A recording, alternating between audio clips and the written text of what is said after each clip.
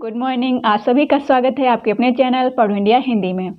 Friend, आज के इस वीडियो में हम 50 महत्वपूर्ण क्वेश्चन लेकर उपस्थित हुए हैं जो आपके हैं आईसीटी मतलब कंप्यूटर के। तो कंप्यूटर से क्वेश्चन पूछे ही जाते हैं सभी एग्जाम्स में। तो आज के इस वीडियो को स्टार्ट करते हैं, लेकिन उससे पहले आप सभी से कहना चाहूँगी, अगर आपको क्लास पसंद आए तो एक लाइक ज़रूर कर दीजिएगा और अपने दोस्तों को भी शेयर कर दीजिएगा। फ्रेंड, मैं आप लोगों के लिए ही मेहनत कर रही हूँ, तो आप लोग प्लीज़ सपोर्ट करिए चैनल को और ज़्यादा से ज़्यादा शेयर करिए। कम से कम एक पर्सन 10 लोगों को तो शेयर कर सकता है, या 10 लोगों को नहीं तो कम से कम 1 लोगों को तो ज़रूर शेयर करिए जो पढ़ने वाला व्यक्ति हो, चाहे वो लड़की हो, चाहे वो हाउसवाइफ हो, चाहे वो कोई भी बच्चा हो, उसको आप शेयर कर सकते हैं। जैसे ये कंप्यूटर के क्वेश्चन हैं तो ये सभी को पढ़ना चाहिए जो भी पढ़ने वाले स्टूडेंट हैं। चलिए स्टार्ट करते हैं इस क्लास को। और चैनल को पहली बार देख रहे हैं तो चैनल को सब्सक्राइब कर लीजिए अगर आपको लगे कि हाँ चैनल सब्सक्राइब करना चाहिए। यहाँ पे हमें गुड क्वालिटी में क्लासेस मिलती हैं। चलिए फ्रेंड, पहला क्वेश्चन जो हमारा है वो देखते हैं। ये हमारा सूचना और प्रौद्योगिकी अर्थ से क्वेश्चन लिया है। आईटीसी, आईटी पूछा गया है। आईटी का अर्थ है, आईटी किसे कहते हैं, मतलब आईसीटी जो है उसमें आईटी क्या है। तो मैं डायरेक्ट आंसर आपको बताती चलूँगी। 50 क्वेश्चन है, कम समय लूँगी कि कम से कम 20 मिनट में ये सारा क्वेश्चन आपको मिल जाए। तो इसका राइट आंसर हो जाएगा इंफॉर्मेशन टेक्नोलॉजी। ठीक है, टी का हो जाएगा टेक्नोलॉजी और आई का हो जाएगा इंफॉर्मेशन। अब सी को क्या कहते हैं, अगर आपको मालूम है तो आप ज़रूर बताइएगा, नहीं तो मैं लास्ट में आपको बता दूंगी कि सी का अर्थ क्या होता है। चलिए देखिए, क्वेश्चन पूछा गया है यह कथन कंप्यूटर आधारित सूचना प्रणाली का अध्ययन, अविकल्प विकास, क्रियान्वयन, प्रयोजन या प्रबंधन, विशेषता, सॉफ्टवेयर अनुप्रयोग और कंप्यूटर हार्डवेयर संबंधित है। किससे रिलेटेड हैं ये सारी चीज़ें।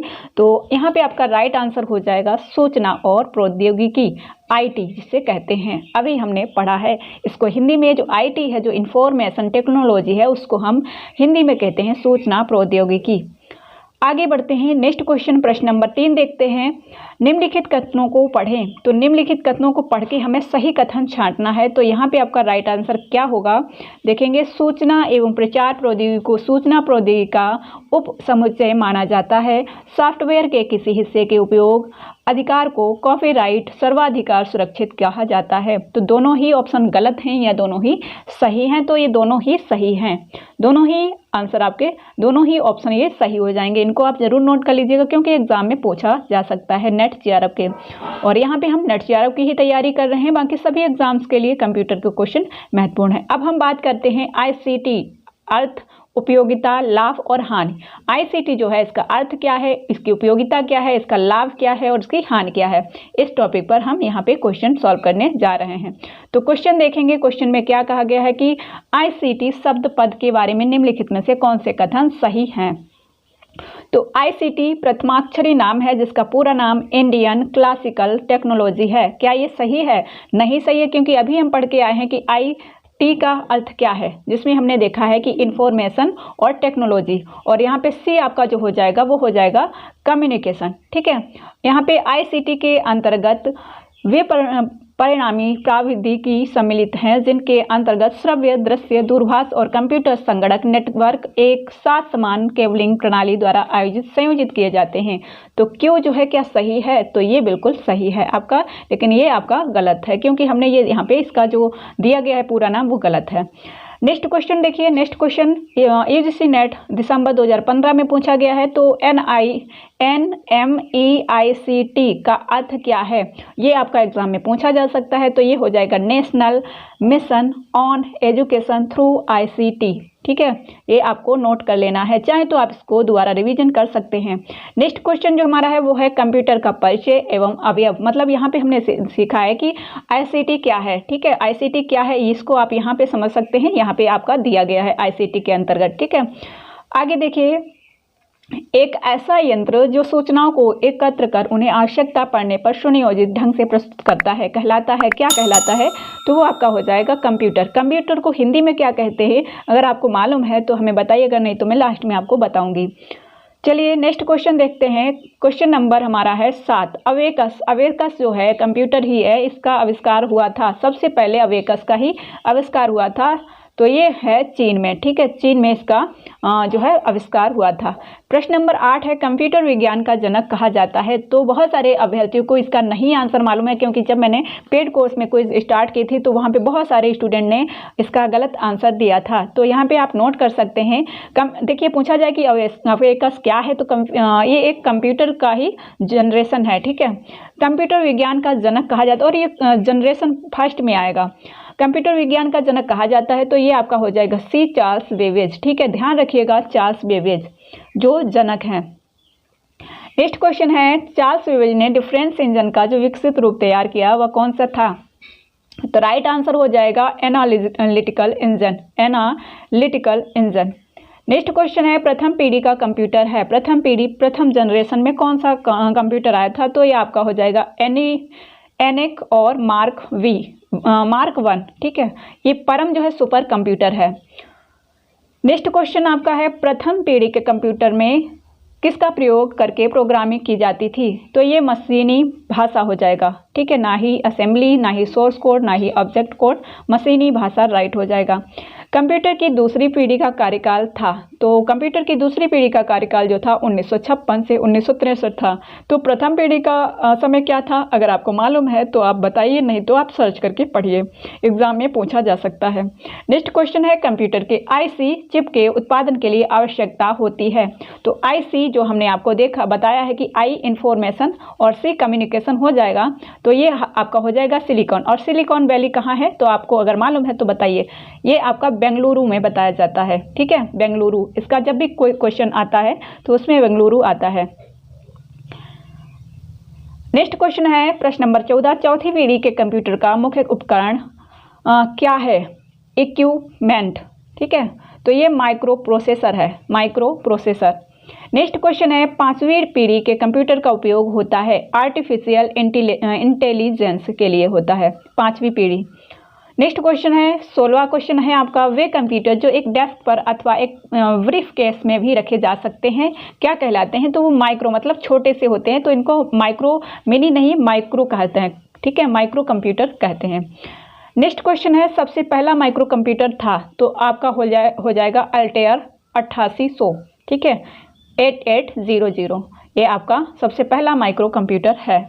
नेक्स्ट है प्रश्न नंबर 18, पीसी का फुल फॉर्म होता है पर्सनल कंप्यूटर, किस श्रेणी के कंप्यूटर से संबंधित है? तो ये आपका माइक्रो में हो जाएगा। आप देखते होंगे कि पीसी को आप अपने जो है हाथ में रख सकते हैं, या फिर आप अपने बैग में रखकर कहीं भी ले जा सकते हैं। चलिए नेक्स्ट क्वेश्चन देखते हैं। नेक्स्ट क्वेश्चन है आपका 19 नंबर क्वेश्चन है, वे कंप्यूटर जो मध्यम आकार के होते हैं परंतु माइक्रो कंप्यूटर की तुलना में अधिक कार्यक्षमता वाले होते हैं कहलाते हैं मिनी कंप्यूटर। प्लीज़ लाइक करिएगा फ्रेंड, अगर आपको क्वेश्चन अच्छे लग रहे हों तो प्लीज़ एक लाइक करिएगा और इसे शेयर भी कर दीजिएगा, और हमें फीडबैक में बताइएगा कि आपको ये क्लास कैसी लगी, जिससे हम आगे आप लोगों के लिए और बेहतर क्लास ला सकें, ठीक है। नेक्स्ट क्वेश्चन है आपका, एक कंप्यूटर जिसे पोर्टेबल कंप्यूटर नहीं माना जाता है वह है? तो ये आपका हो जाएगा मिनी कंप्यूटर, ठीक है, ये सभी मत कर देना, मिनी कंप्यूटर होगा, पोर्टेबल कंप्यूटर। चलिए नेक्स्ट क्वेश्चन देखिए आपका, मेन फ्रेम कंप्यूटर के उदाहरण हैं। मेन फ्रेम कंप्यूटर के उदाहरण यहाँ पे IBM 4381, ICL 39 श्रृंखला, CDC साइबर, ये सभी हो जाएंगे, आप इसे नोट भी कर सकते हैं। नेक्स्ट क्वेश्चन 22 नंबर, वे कंप्यूटर जो सबसे अधिक संग्रह क्षमता वाले तथा सबसे अधिक गति वाले होते हैं तो उन्हें सुपर कंप्यूटर कहते हैं, ये सबसे जो है अधिक क्षमता वाले होते हैं। नेक्स्ट क्वेश्चन है 23, भारत में विकसित परम सुपर कंप्यूटर का विकास किस संस्था ने किया है? तो ये आपका हो जाएगा सीडेक आपने सुना ही होगा, जिसने परम सुपर कंप्यूटर का विकास किया है। नेक्स्ट क्वेश्चन है 24, सुपर कंप्यूटर के उदाहरण हैं क्राई XMP 24, NEC 500, ये सभी, तो ये सभी हो जाएगा। नेक्स्ट क्वेश्चन है 25, वे कंप्यूटर जो भौतिक मात्राओं को मापकर उनके परिमाप को अंकों में व्यक्त करते हैं, जैसे अंक जहाँ पे आते हैं तो एनालॉग कंप्यूटर आएगा, ये किस में आएगा? आपको अगर मालूम है तो आप ज़रूर बताइएगा। इनको जो भौतिक मात्राओं को मापकर उनके परिमाप को अंकों में व्यक्त करते हैं एनालॉग कंप्यूटर कहलाते हैं। इसका आप बता सकते हैं एक उदाहरण क्या है? नेक्स्ट क्वेश्चन है आपका यहाँ पे 26, निम्नलिखित दोनों कथनों को पढ़ें और सही कौन सा है बताइए। एनालॉग कंप्यूटर का उपयोग व्यापार में किया जाता है, गलत है। डिजिटल कंप्यूटर अंकों की गणना करने के लिए प्रयोग किया जाता है, तो ये सही होगा आपका यहाँ पे ये ऑप्शन। नेक्स्ट क्वेश्चन देखिए 27, वे कंप्यूटर जिनमें एनालॉग कंप्यूटर और डिजिटल कंप्यूटर दोनों के गुण कहलाते हैं तो हाइब्रिड कंप्यूटर होंगे। जिसमें एनालॉग कंप्यूटर और डिजिटल कंप्यूटर दोनों का प्रयोग किया जाता है वो सी ऑप्शन हो जाएगा, हाइब्रिड कंप्यूटर।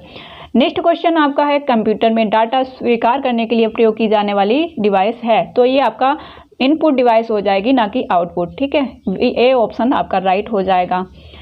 इनपुट यूनिट के भाग हैं, तो आपका कीबोर्ड भी इनपुट हो जाएगा, माउस भी इनपुट हो जाएगा। इनपुट मतलब जिससे हम जैसे राइटिंग करते हैं, टाइपिंग करते हैं, तो जो इन होता है, और आउटपुट होता है जैसे एक मॉनिटर से हम प्रिंट निकालते हैं। ठीक है, तो वो आपका आउटपुट हो जाएगा। चलिए नेक्स्ट क्वेश्चन। अच्छा, आप लोग एक क्वेश्चन बताइएगा, हार्डवेयर और सॉफ्टवेयर में क्या अंतर है? अगर आप लोगों को मालूम है तो बताइएगा। अगर आपने कंप्यूटर को पढ़ा होगा तो आप जरूर बता सकते हैं कि हार्डवेयर और सॉफ्टवेयर में क्या अंतर है। ठीक है, 30 नंबर क्वेश्चन देखिए, इनपुट यूनिट से प्राप्त परिणाम को प्रस्तुत करने के लिए प्रयुक्त डिवाइस को क्या कहते हैं? तो ये हो जाएगा इनपुट डिवाइस। इनपुट यूनिट से प्राप्त परिणाम को प्रस्तुत करने के लिए प्रयुक्त डिवाइस को जो कहते हैं इनपुट डिवाइस। ठीक है, सॉरी यहाँ पे ये नहीं होगा, मैं खुद क्वेश्चन को गलत पढ़ दिया। इनपुट यूनिट से प्राप्त परिणाम को, परिणाम प्राप्त करना, जो इनपुट आपने दिया है उसका परिणाम जो निकलेगा वो आउटपुट में होगा, जैसे मैंने आपको बताया था पहले, तो वी ऑप्शन आपका राइट हो जाएगा।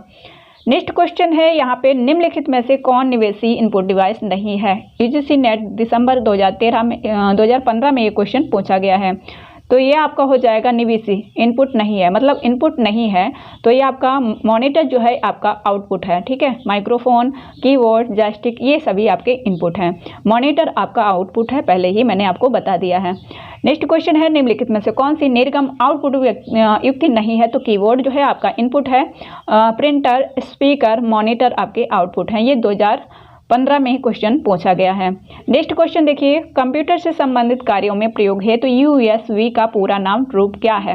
यूजीसी नेट नवंबर 2017 में क्वेश्चन पूछा गया है, यूनिवर्सल सीरियल बस, यूनिवर्सल सीरियल बस। ठीक है, नोट कर लीजिएगा, पूछा जा सकता है। 34 प्रोसेसिंग का कार्य जिस डिवाइस में होता है उसे कहते हैं सेंट्रल प्रोसेसिंग यूनिट, सीपीयू, जिसे कंप्यूटर का ब्रेन भी कहा जाता है। ठीक है, नोट कर लीजिएगा। सीपीयू जो है आपका, सीपीयू रखा होता है कंप्यूटर के साथ में, आपने देखा होगा कई साइबर कैफे पर, तो उसको ही कंप्यूटर का ब्रेन कहा जाता है, और इसका फुल फॉर्म जो है सेंट्रल प्रोसेसिंग यूनिट है, सीपीयू। नेक्स्ट क्वेश्चन देखिए 35, मेमोरी इनपुट और आउटपुट डिवाइस को नियंत्रित करती है, तो सीपीयू ही नियंत्रित करती है। नेक्स्ट क्वेश्चन आप देखेंगे, कंप्यूटर का मस्तिष्क होता है, तो अभी हमने आपको बताया CPU, central processing unit. Next question है आपका जो 2012 में पूछा गया है, ALU का अर्थ है, तो ये आपका हो जाएगा arithmetic logic unit, arithmetic logic unit, ALU। इसमें हम गणित के जो क्वेश्चन हैं उनको समझते हैं। डाटा पर अंक गणितीय और तार्किक क्रियाएं करता है, तो यहाँ पे आपका आंसर फिर से आ गया है, देखिए ALU, इस पे हम गणित को समझते हैं। ठीक है, डाटा पर अंक गणितीय और तार्किक क्रियाएं करता है, 38 का राइट आंसर हो गया। 39 जो है वो भाग, जो कंप्यूटर की वास्तविक गणनाओं, जोड़, घटाना, गुणा और भाग और तुलना का कार्य करता है, कहलाता है, तो अभी हमने देखा है ALU। ठीक है, नेक्स्ट क्वेश्चन है 40 नंबर, मेमोरी के अनुक्रम में सबसे ऊंचा स्थान किसका होता है? तो वी ऑप्शन हो जाएगा रजिस्टर का। नेक्स्ट क्वेश्चन है, CU का पूरा नाम है, तो CU इसका हो जाएगा आपका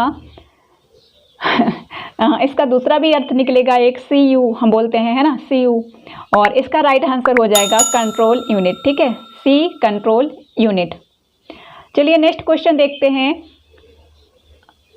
14 मिनट में हमारे 40 क्वेश्चन हो चुके हैं, और 42 क्वेश्चन देखेंगे। मेमोरी और ALU के माध्यम डाटा का आदान प्रदान करता है, कौन करता है? तो यहाँ पे आपका राइट आंसर हो जाएगा CU करता है। ठीक है, C ऑप्शन आपका राइट हो जाएगा, मेमोरी और ALU के मध्य जो है डाटा का आदान प्रदान करता है।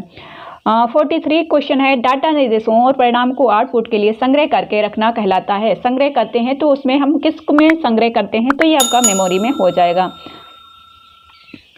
नेक्स्ट क्वेश्चन है आपका 44 कंप्यूटर की मुख्य मेमोरी के भागों के नाम हैं। तो आपका रैम हो जाएगा, रोम हो जाएगा, रैम रैंडम एक्सेस मेमोरी, रोम रीड ओनली मेमोरी। तो सी ऑप्शन हो जाएगा। इन दोनों का आप नोट कर लीजिएगा, RAM random access memory RAM,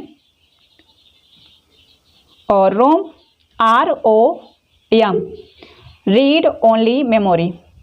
next देखिए 45, इनमें से कौन कंप्यूटर की मुख्य मेमोरी के रूप में जाना जाता है। तो 45 का राइट आंसर आपका हो जाएगा रैंडम एक्सेस मेमोरी, जो है मुख्य मेमोरी है, रैंडम एक्सेस मेमोरी। इसका फुल फॉर्म भी पूछा जाता है। रैम को कहा जाता है, ये क्वेश्चन पूछा जाता है हर बार फ्रेंड, और पिछली बार भी पूछा गया था। रैम को कहा जाता है, तो रैम देखिए एक अस्थाई मेमोरी होती है और रोम जो है स्थाई मेमोरी हो जाती है। ठीक है, रैम जो है इसको वोलेटाइल अस्थाई मेमोरी कहते हैं। 46 का क्या हो जाएगा, तो ये सी हो जाएगा। इसको इंग्लिश में वोलेटाइल बोलते हैं और जो हिंदी में अस्थाई मेमोरी बोलते हैं। तो सी ऑप्शन आपका राइट हो जाएगा। यहाँ पे देखिए रोम का पूरा नाम क्या है, तो 47 का राइट आंसर आप लोग कमेंट बॉक्स में लिखेंगे, क्योंकि मैंने अभी आपको बताया है रोम का पूरा नाम क्या होगा। 47 का सभी को इसका आंसर बताना है, क्योंकि मैं पहले बता चुकी हूँ। नेक्स्ट क्वेश्चन देखिए 48, मैंने बहुत ज़्यादा टाइम नहीं लिया है आपका, देखिए, और इसमें हमने आपको पूरा 50 क्वेश्चन करा दिए हैं। वह स्थायी मेमोरी जिसमें कंप्यूटर के निर्माण के समय प्रोग्राम संग्रहित कर दिए जाते हैं तथा इस मेमोरी में संग्रहित प्रोग्रामों को नष्ट नहीं किया जा सकता है, कहलाता है, क्या कहलाता है। 48 का हो जाएगा रोम। ठीक है, जिसका मैंने अभी आपको बताया था। देखिए ये जो है वह स्थायी मेमोरी जिसमें कंप्यूटर के निर्माण के समय प्रोग्राम संग्रहित कर दिए जाते हैं तथा इस मेमोरी में संग्रहित प्रोग्रामों को नष्ट नहीं किया जा सकता है। जैसे आप देखते हैं, आप जो अपना मोबाइल लेते हैं उसमें कुछ सॉफ्टवेयर होते हैं जो उसमें रहते हैं हमेशा। आपके सिम, आप चिप जो डालते हैं या सिम डालते हैं, उसको निकालने के बाद भी वो चीज़ें बनी रहती हैं, तो वो होती हैं रोम। ठीक है, और जो आपके सिम या चिप के निकालते ही गायब हो जाती हैं, या फ़ोन आपका जो है बंद होने के साथ ही गायब हो जाती हैं, वो होती हैं आपकी रैम। रैम जो है आपकी अस्थाई है, अस्थिर है, और रोम जो है वो स्थित है। ठीक है, इसके बारे में यहाँ पे दिया भी गया है, इसको आप चाहें तो नोट कर लीजिए और समझ लीजिए आसानी से। 49 क्वेश्चन जो है, मेमोरी सर्किटरी का एक प्रकार है जो कंप्यूटर के स्टार्टअप रूटीन को धारण करता है। UGC नेट जुलाई 2016 में ये क्वेश्चन पूछा गया है। तो इसका राइट आंसर आपका हो जाएगा ROM रीड ओनली मेमोरी। ठीक है, रीड ओनली मेमोरी, ROM रोम। चलिए नेक्स्ट क्वेश्चन, और आज का लास्ट क्वेश्चन है, ऐसा रोम जिसमें आवश्यकता होने पर विशेष उपकरणों द्वारा प्रोग्राम संग्रहित किए जाते हैं तथा जिन्हें कभी मिटाया नहीं जा सकता है, क्या कहलाता है। तो अभी हमने आपको बताया है क्या है जिसको कभी मिटाया नहीं जा सकता है। तो 50 नंबर का हो जाएगा सी, इरेजेबल प्रोग्रामेबल रोम। ठीक है, EEPROM, जिसे हम EEPROM कहते हैं, EEPROM। ठीक है, EEPROM कहते हैं, और प्रोग्रामेबल रोम। ठीक है, प्रोम, EEPROM और प्रोम, ये रोम के ही दोनों भाग हैं। ठीक है, इसे आप नोट कर सकते हैं। तो फ्रेंड ये थे आज के क्वेश्चन। इस क्वेश्चन को आप चाहें तो पढ़ लीजिए, नहीं तो हम नेक्स्ट क्लास में इसके क्वेश्चन को सॉल्व करेंगे। तो आपको ये क्लास कैसी लगी आप हमें कमेंट बॉक्स में ज़रूर बताइएगा, हमें इंतजार रहेगा आपके फीडबैक का। साथ ही उम्मीद करती हूँ आप लोग इस क्लास को ज़्यादा से ज़्यादा लाइक और शेयर करके ज़्यादा से ज़्यादा लोगों तक पहुँचाएंगे और इस चैनल को सपोर्ट करेंगे। हिंदी पढ़ने के लिए आप हमारा दूसरा चैनल एडू क्लासेस एक कदम सबके साथ जाके सपोर्ट कर सकते हैं उसको, और उसको देख सकते हैं। वहाँ पे हमारी लाइव क्लास भी होती है। यहाँ पे अभी लाइव क्लास नहीं है क्योंकि ये न्यू हमारा चैनल है। ठीक है, तो इसको ज़्यादा से ज़्यादा सपोर्ट करिए, जिससे जल्दी से जल्दी हम यहाँ पे भी आप लोगों के लिए लाइव क्लास लेकर उपस्थित हों। तो मिलते हैं नेक्स्ट जल्द ही आप लोगों से, और तब तक के लिए आप लोग खुश रहिए और पढ़ते रहिए। आप सभी का बहुत बहुत धन्यवाद।